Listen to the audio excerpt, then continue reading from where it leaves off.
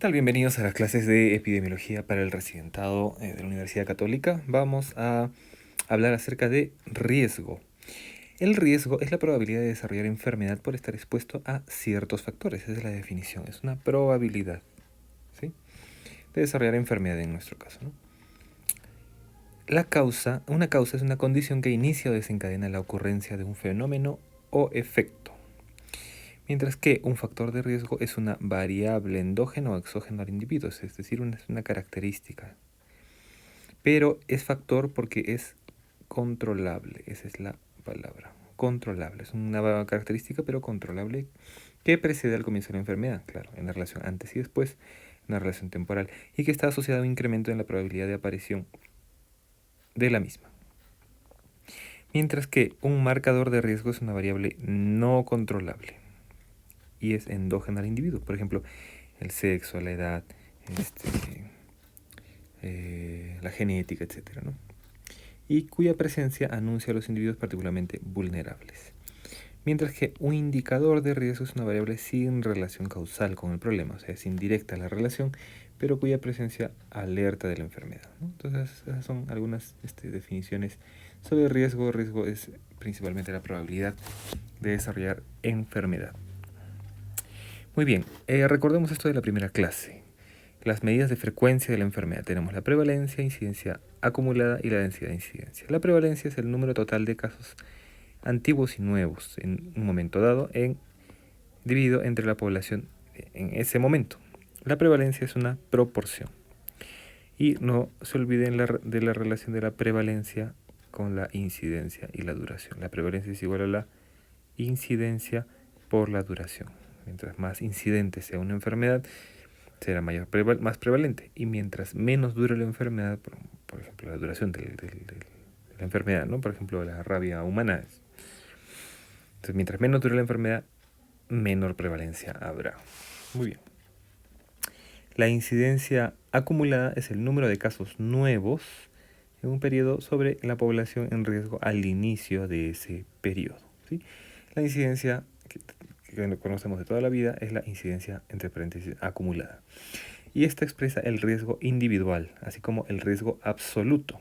Entonces, cuando hablamos de riesgo individual, ¿cuál es el riesgo individual de desarrollar la enfermedad? Esa es la incidencia. O también se puede expresar como riesgo absoluto. La densidad de incidencia es también casos nuevos, pero dividido entre la sumatoria de personas tiempo. Es decir, si hacemos un trabajo de investigación, seguimos a 10 personas y pero no a todas las personas a la vez, sino a unas personas las seguimos 2 años, a otras seguimos 1 año, a otras seguimos 6 meses, etcétera. Sumamos todo ese tiempo seguido en personas tiempo, en total. Entonces ahí calculamos el número de casos nuevos sobre sumatoria de personas tiempo. Esa es la densidad de incidencia. Esto expresa velocidad en que una enfermedad aparece en una población, pero no estima la probabilidad. Esa es la cuestión. Muy bien. ¿Cómo expresamos el riesgo ahora? Hay varias formas de hacerlo. Tenemos la razón de Momios, el odds ratio, el riesgo relativo y también el hazard ratio.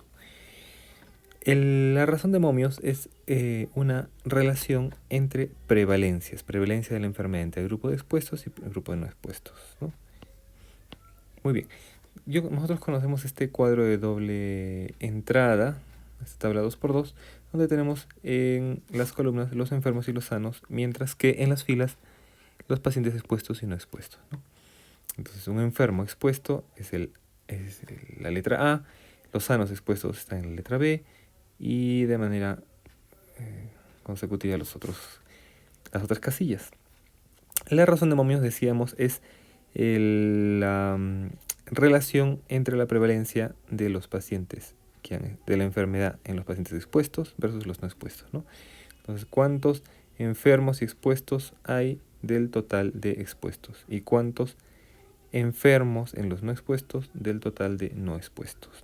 Esa es la relación la prevalencia en los estudios de prevalencia o transversales se expresa el riesgo como razón de Momios. Muy bien, esos estudios no demuestran pues causalidad, pero sí nos pueden dar algún indicio de algún factor de riesgo, ¿no? Indicios. Muy bien. Otra forma de expresar el riesgo es el odds ratio. Y el odds ratio es una relación entre odds. ¿Sí? Pero es más fácil calcularlo por la división de los productos cruzados, ¿sí? Entonces, multiplicamos A por D y lo dividimos entre C por B. Muy bien. El odds ratio es la forma de expresar el riesgo en los estudios de casos y controles, pero también se puede utilizar en el estudio de cortes. Sin embargo, típicamente se utiliza en los estudios de casos y controles. Por otro lado, tenemos el riesgo relativo. El riesgo relativo es una razón de incidencias. Tenemos la incidencia de los pacientes expuestos sobre la incidencia de los pacientes no expuestos y sub cero. Típicamente, bueno, vamos a ver aquí. La incidencia en los expuestos, ¿cuál será?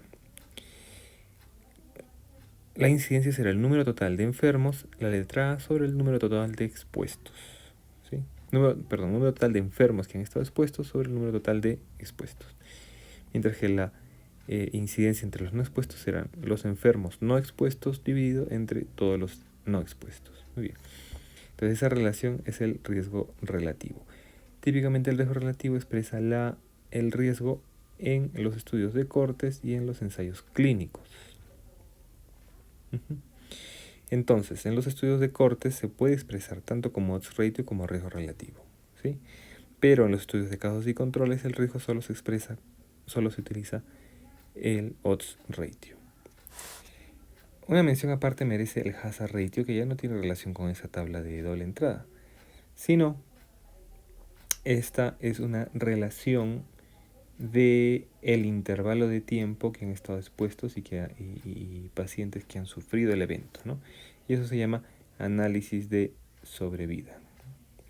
Típicamente los análisis de sobrevida se hacen en estudios en oncología, por ejemplo, en tiempo hasta, ¿no? Tiempo hasta la mortalidad del paciente, es decir, el tiempo de sobrevida, o tiempo hasta la recurrencia de la enfermedad, etcétera, ¿no?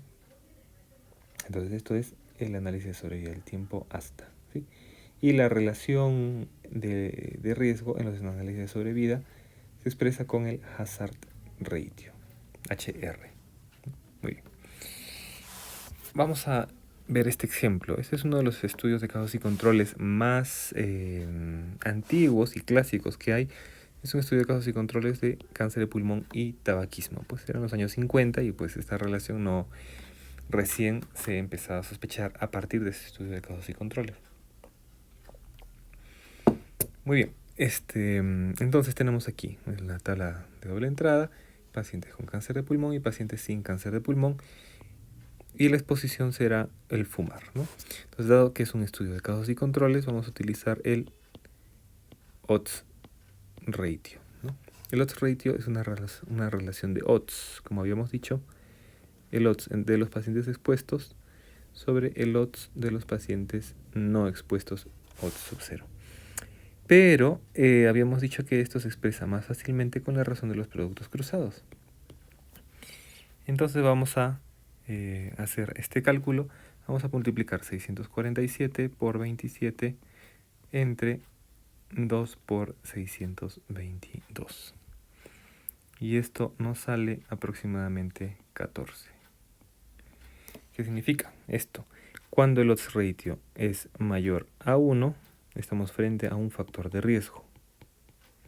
Y cuando el odds ratio es menor a 1, estamos frente a un factor protector.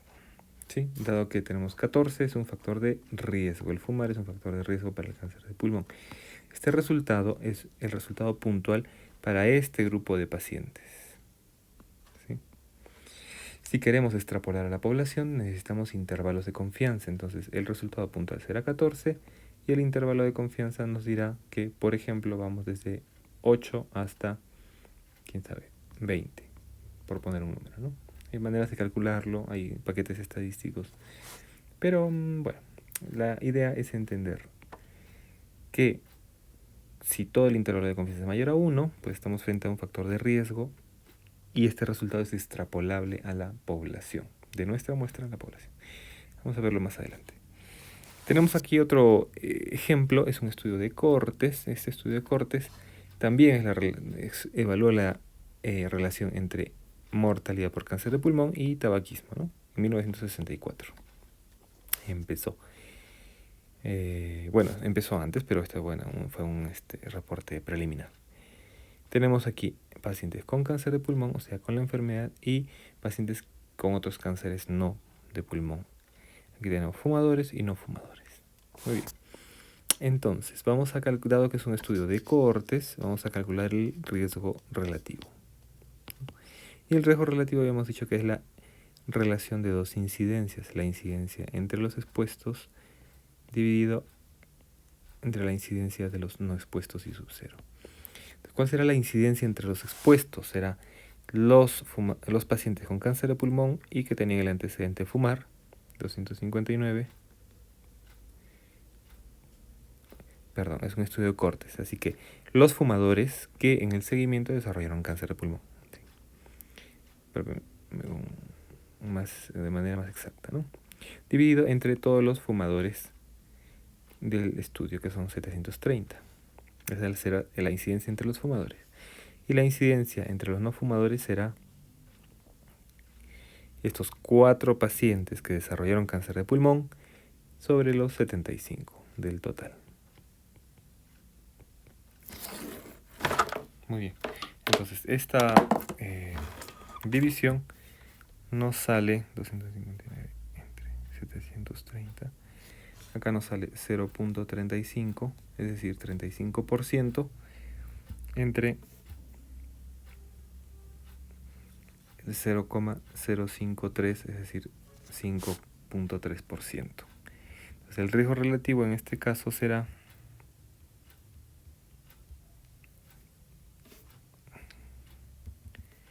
aproximadamente 6,6.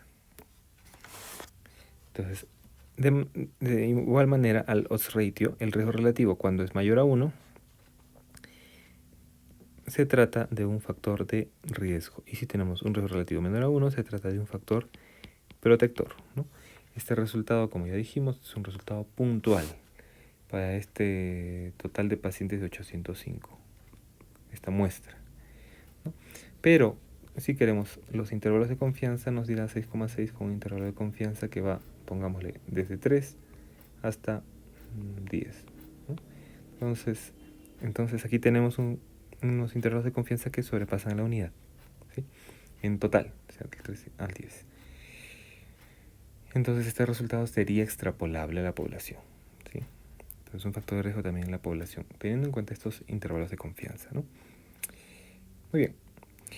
Ahora, esto ya lo habíamos comentado, lo acabamos de comentar. Cuando el riesgo relativo es o el odds ratio es menor a 1, estamos frente a un factor protector. Y esto significa que sí hay asociación, ¿no? Entonces hay asociación porque es un factor protector. Y si es mayor a 1, también hay asociación y es un factor de riesgo. Muy bien.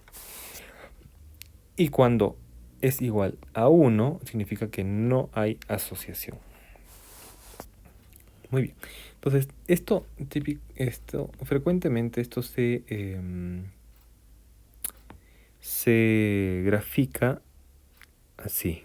Se pone una línea horizontal y una línea punteada que la cruza. Entonces tenemos en la línea horizontal el 0 y el infinito, y aquí en la línea que cruza está la unidad. Entonces el odds ratio y el riesgo relativo es siempre un resultado positivo, es decir, que va desde 0 hasta el infinito, ¿no? Entonces, ¿cómo se grafica por ejemplo, este riesgo relativo de 6,6 con intervalo de confianza de 3/10? Se grafica así. Entonces, ubicaremos más o menos por este punto el 6,6 y vamos a graficar el resultado puntual. El resultado puntual casi siempre se grafica con un cuadradito. Es el resultado puntual, 6,6. Y si nuestros intervalos de confianza hemos dicho que, bueno, arbitrariamente hemos dicho que van de 3 a 10, este intervalo de confianza se representa con líneas horizontales a ambos lados. Entonces, más o menos aquí será el 3 y aquí será el 10. ¿Sí? Muy bien. Entonces, de esta manera se grafica el intervalo de confianza. Muy bien. Entonces, todo lo que está hacia la derecha significa que es un factor de riesgo. Mientras que todo lo que está hacia la izquierda será para los factores protectores. ¿Sí? Muy bien, entonces, ¿cómo hemos encontrado este intervalo de confianza? Que todo el intervalo de confianza es mayor a 1, significa que es un factor de riesgo y que este resultado es extrapolable. ¿Qué sucedería si, por ejemplo, encontramos un riesgo relativo de 3? Lo graficamos aquí, con un cuadradito, y nuestro intervalo de confianza atraviesa la unidad. Cuando el intervalo de confianza atraviesa a la unidad, es decir, por ejemplo, en este caso iría desde 0.7 hasta 10, pongámosle, significa que a veces es mayor a 1 y a veces es menor a 1, a veces es un factor de riesgo y a veces es un factor protector. Entonces este resultado pues no es estadísticamente significativo y no hay una asociación. Nuestro resultado no es extrapolable. Esa es la idea de los intervalos de confianza, ¿no? De igual manera podríamos tener un resultado que sea como un factor protector. Pongamos un 0.7 y un intervalo de confianza que sea menor a 1, ¿no? Que llegue a 0.9 hasta 0.5, pongámosle. Entonces, este resultado es extrapolable a la población si el intervalo de confianza es completamente menor a 1, ¿no? Muy bien, entonces de esa manera se explica esta gráfica. Y bueno, vamos a practicar aquí. Este es un resultado preliminar eso es un estudio de factores de riesgo asociados a letalidad en COVID. Publicado en el JAMA en el 2020. Bueno, solo hacer aquí alguna acotación. Esto, como ven aquí, es un modelo de riesgo ajustado multivariable para mortalidad en 28 días, ¿no? ¿Qué significa multivariable? Que han hecho análisis multivariante. Y en este caso, para hacer análisis multivariante, han utilizado la regresión logística. La regresión logística también nos arroja el odds ratio como medida de asociación. El odds ratio, medida de riesgo. Muy bien. ¿Y qué significa análisis multivariante? Que han tenido en cuenta varias variables, no solamente una, no es un cuadro de doble entrada, sino que ajustan el riesgo de cada uno de estos factores a los otros. Entonces, es una manera de evitar los factores confusores. Es una manera de evitar la confusión. Es decir, que un paciente que tenga más de 80 años tenga realmente el riesgo, pero no por ser varón y no por ser obeso, digamos, ¿no? Sino específicamente por ser mayor de 80 años. Bueno, esa es la idea, ¿no? Entonces vamos a ver aquí en este gráfico de la derecha cómo tenemos una línea punteada y hemos dicho que la línea punteada representa a la unidad, es decir, que no haya asociación. Por aquí, por ejemplo, representa la unidad, significa que no hay asociación. Y lo que está hacia la derecha es un factor de riesgo y lo que está hacia la izquierda es un factor protector. Ya sabemos que puede ir esto hasta el infinito y el otro extremo es 0, ¿no? Va de 0 al infinito. Muy bien. Entonces, tenemos aquí los factores que incrementan el riesgo de muerte y factores que disminuyen el riesgo de muerte, es decir, factores en este lado de riesgo y aquí factores protectores. Entonces, así, a simple vista, lo que buscamos que sean resultados significativos estadísticamente. Los factores que serán estadísticamente significativos estarán completamente hacia la derecha del 1, sin tocar a la unidad, sin que su intervalo de confianza toque a la unidad, ¿no? Entonces, por ejemplo, tenemos este resultado de aquí, que no toca la unidad, ese también, y este mucho más. Este resultado de aquí, y este de aquí también, el último de todos, que no me parece que no llega a tocar la unidad. Muy bien. Entonces, vemos aquí que han estudiado el grupo etario, el sexo, la raza, la hipertensión, la diabetes y el índice de masa corporal. Este es el resultado puntual del odds ratio, ¿ya? Entonces, en este grupo etario, que va desde 18 hasta los 80 años, el grupo de comparación, el grupo de referencia, porque siempre hay que comparar con un grupo, es el grupo de 18 a 40 años. Ellos tendrán un riesgo de 1. Entonces, ¿qué resultados sí han sido significativos? En el grupo de 50 a 59 años ha sido un resultado significativo, lo hemos resaltado. Está todo a la derecha, es decir, mayor la unidad. Y veamos cuál es el resultado puntual, cuál es el odds ratio para tener de 50 a 59 años y fallecer por COVID. 1.71.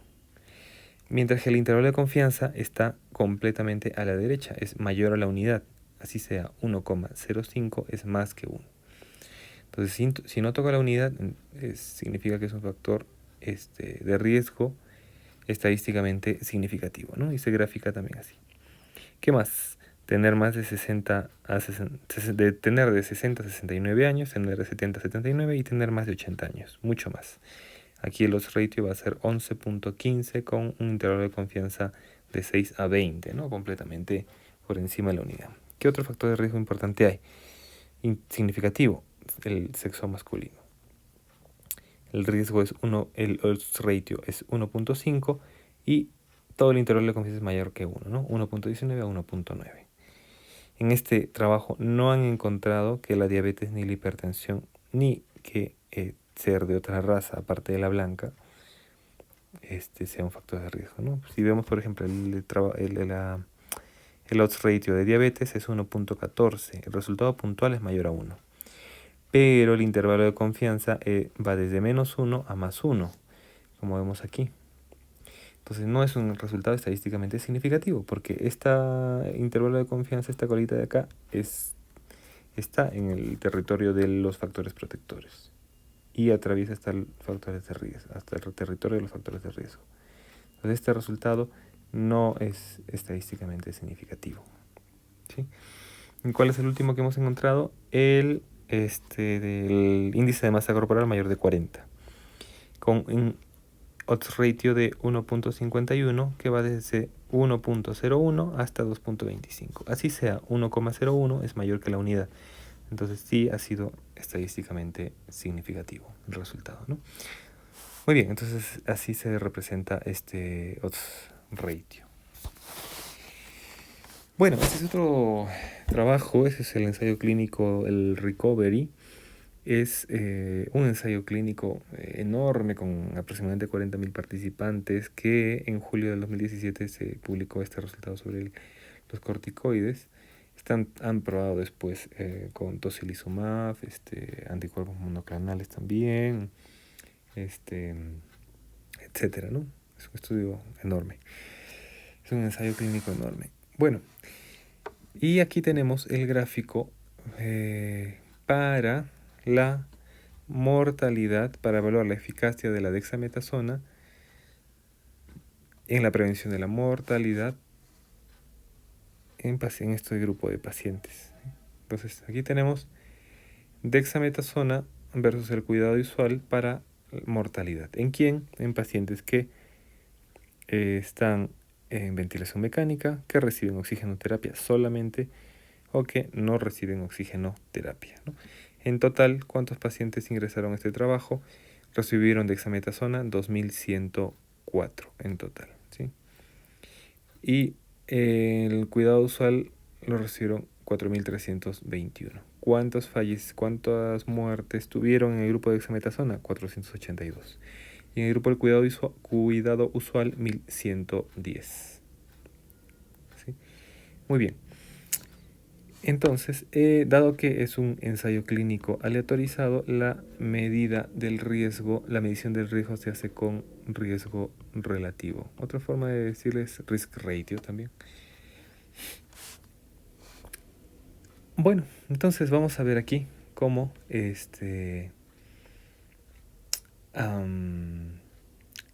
podemos aquí también trabajar con factores protectores y factores de riesgo, ¿sí?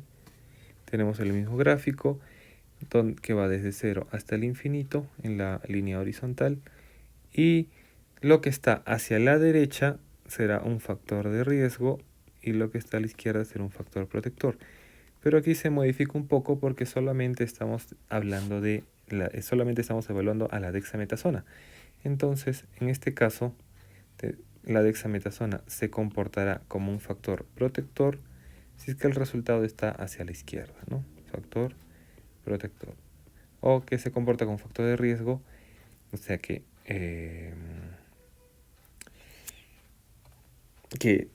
es superior el cuidado usual si está a la derecha, ¿no? Entonces, al final, favorece a la dexametasona todo lo que está a la izquierda y favorece al cuidado usual todo lo que está a la derecha. Muy bien, entonces, en el grupo de pacientes con ventilación mecánica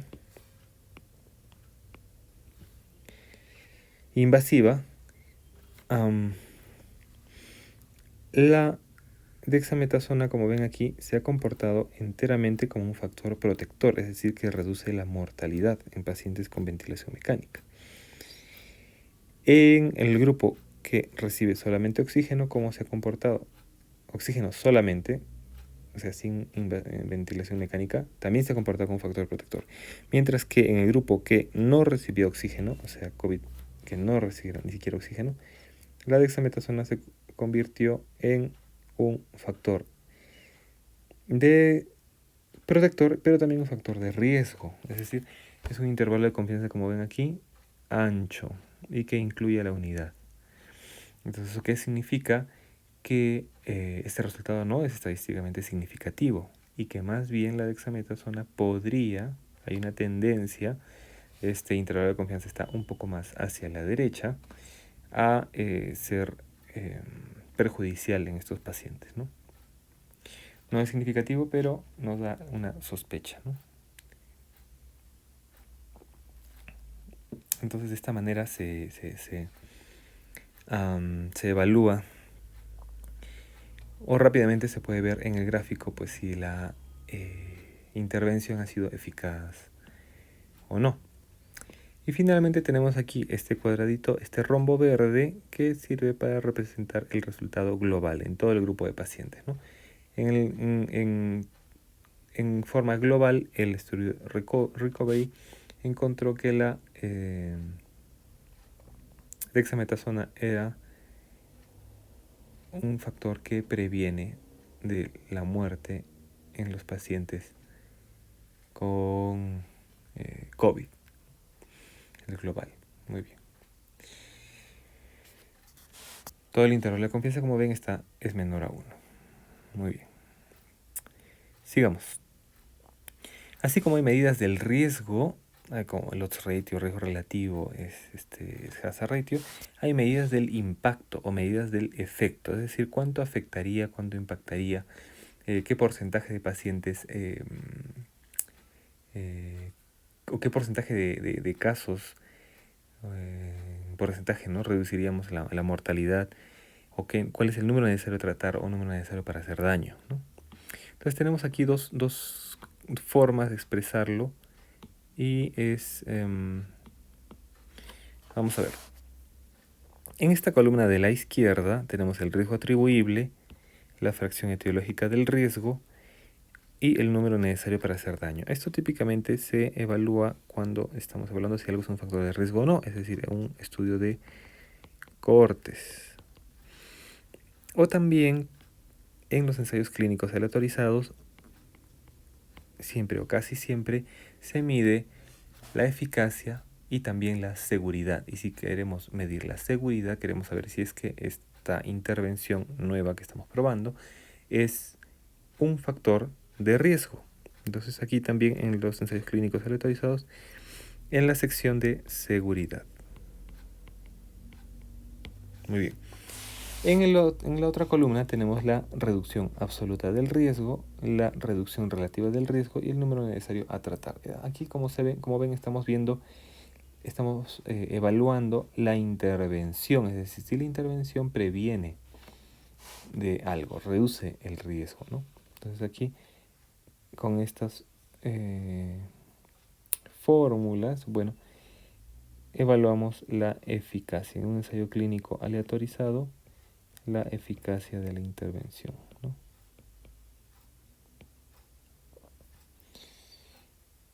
Muy bien. Y por supuesto todo esto se calcula con las incidencias. Muy bien, entonces vamos a practicar estas medidas del impacto del efecto en este trabajo de la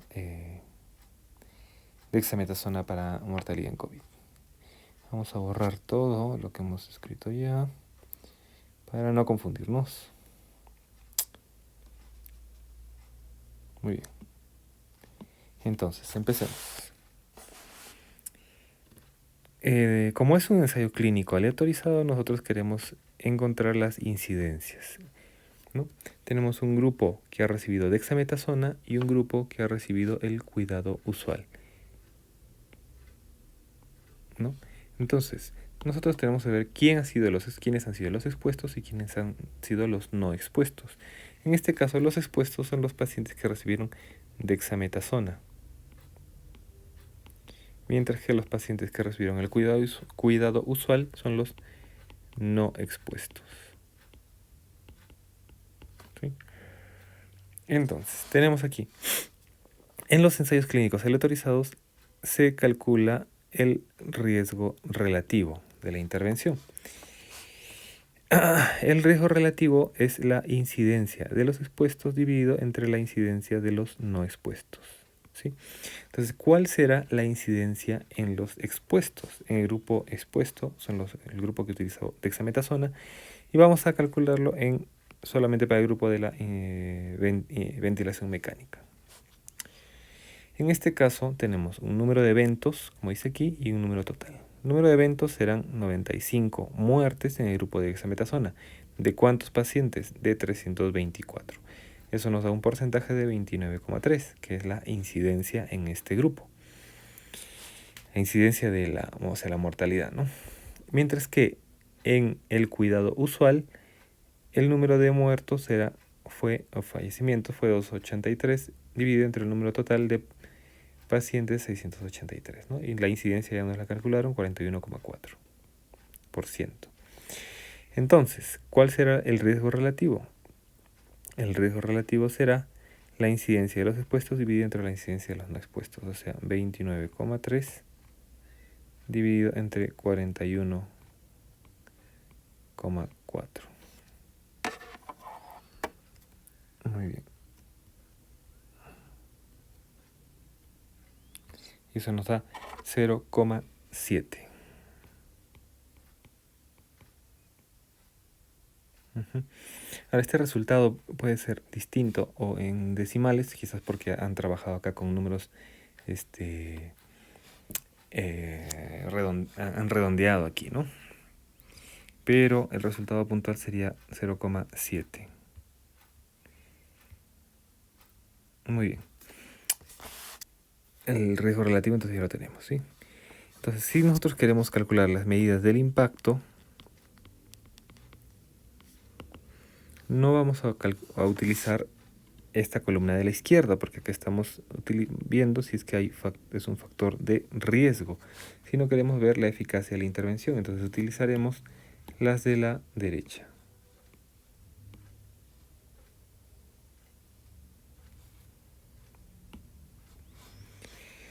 Entonces, ¿qué medidas del impacto conocemos? Tenemos el riesgo, tenemos la reducción absoluta de riesgo. Y como es reducción absoluta, es simplemente la resta de la incidencia de los no expuestos menos la incidencia de los expuestos. Y esto nos da 41,4 menos 29,3 nos da 12,1%. ¿Eso qué significa? Significa que del 41% de muertes se podría evitar el 12%, 12,1%, ese es el absoluto, ¿no? Muy bien. Otra medida del impacto que tenemos es la reducción relativa del riesgo. Y hay que tener cuidado aquí, bueno, hay que recordar aquí que en los ensayos clínicos la reducción relativa del riesgo cuando hay una relación causa-efecto, esto equivale a la eficacia. Y esto también nos sirve para evaluar la eficacia de las intervenciones, por ejemplo la eficacia de la vacuna, ¿no? ¿Qué porcentaje es? En este caso vamos a calcular la eficacia de la intervención en de la dexametasona para prevenir la muerte en ventilación mecánica, ¿no? Entonces, la reducción relativa del riesgo, tenemos aquí la fórmula. Entonces será la resta de la incidencia de los no expuestos y los expuestos dividido entre la incidencia de los no expuestos. Acá ya tenemos la resta, que es IO menos IE es 12,1. Y lo dividimos por ciento entre la incidencia de los no expuestos, que será no expuestos en el 41,4. Y eso equivale a 0,29%. Muy bien. Entonces error. 0,29 es la resta y el porcentaje es 29%. 0,29 es la división y 29% es el resultado global. O sea, 29% de eficacia en la reducción de mortalidad, ¿sí? Muy bien, hay que tener en cuenta aquí, si se dan cuenta, que esta división podemos desglosarla, ¿no? Entonces tenemos IO en fracciones dividido entre I0 y dividido entre I0 menos incidencia de los expuestos dividido entre la incidencia de los expuestos. O sea, simplemente estamos separando el denominador, ¿no? En fracciones. ¿Y esto a qué equivale? Si tenemos I sub 0 entre I sub 0 es igual a 1. ¿Sí? ¿Y qué es I incidencia de los expuestos entre la incidencia de los no expuestos? Eso es el riesgo relativo. Entonces, nos quedaría 1 menos el riesgo relativo. Entonces, de esta manera podemos calcular fácilmente la eficacia de la intervención si tenemos el riesgo relativo. ¿Sí? Simplemente es 1 menos el riesgo relativo. Entonces acá será 1 menos 0,7, que es igual a 0,3 o 30%. ¿Sí? Bueno, acá ha habido una pequeña diferencia por decimales, pero son dos formas de llegar al mismo resultado. La fórmula más popular para la eficacia es esta. Pero hay que recordar que esto deriva de la reducción relativa del riesgo. La reducción relativa del riesgo equivale a la eficacia en los ensayos clínicos aleatorizados, cuando hay una relación de causa y efecto, no hay que olvidar. Muy bien, y otra medida del impacto interesante es el número necesario a tratar, del inglés number needed to treat. Y eso es 1 entre la incidencia de los no expuestos menos la incidencia de los expuestos. Incidencia de los no expuestos menos la incidencia de los expuestos. Y eso que, ¿cuánto nos sale? Eso nos sale 1 entre, esta resta ya la tenemos, 12,1%, que es lo mismo que 0,121. ¿Sí? 12,1% es 0.121. O sea, 12.1 entre 100, ¿no? Entonces, ¿cuál es el número necesario a tratar? 1 entre 0.121 nos sale 8. Lo interesante del número necesario a tratar es que nos dice que a cuántos pacientes con COVID que están en ventilación mecánica invasiva, a cuántos pacientes con COVID que están en ventilación mecánica invasiva, tenemos que aplicarles dexametasona para salvar una vida, para evitar la mortalidad en un caso, a 8.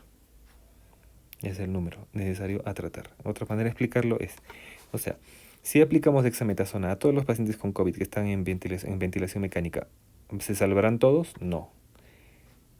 Porque no tiene una eficacia del 100%.